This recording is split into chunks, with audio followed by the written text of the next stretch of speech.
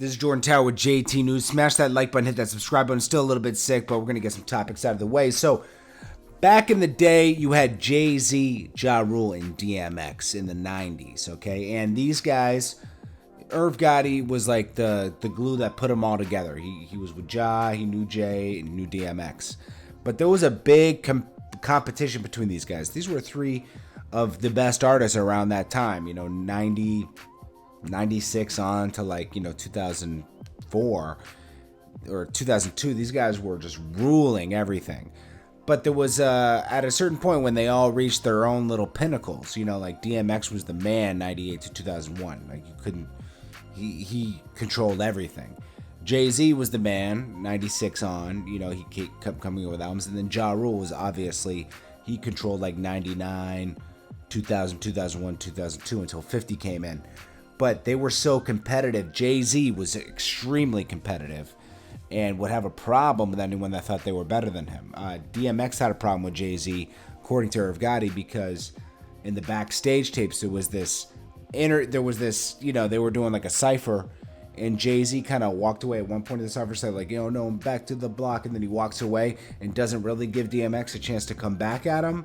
So essentially, he won the battle, and that really bothered DMX. Also, in the future, they did a song together, all three of them, and Jay got to lay his verse last, and DMX had a problem with Irv Gotti because it's like, how are you going to let him hear my verse, and then he responds to my verse, it's going to be better. I should be able to come back and do my verse. This is when lyrics really mattered and competition really mattered, and this went on for years. DMX and Jay-Z didn't mess with each other, Ja Rule and Jay-Z didn't mess with each other, and DMX and Ja Rule didn't mess with each other because the competition was so strong on who is the best lyricist. Now, Ja Rule obviously turned more into like a softer type of music. He had to find his own lane because he didn't want to compete with Jay-Z and DMX in that lane. So I think he was smart to create his own lane, and he did. Unfortunately, 50 Cent came in and destroyed his career, but he ran it for a few years and made a lot of hit records. Obviously, we know Jay-Z, he's competition all the way through, even when Rockefeller was splitting up. Competition, he's very competitive. DMX, he fell victim to, his demons, and he's still battling that to this day. But DMX, all these guys are very special part of hip-hop and pushed hip-hop to another level, which is crazy.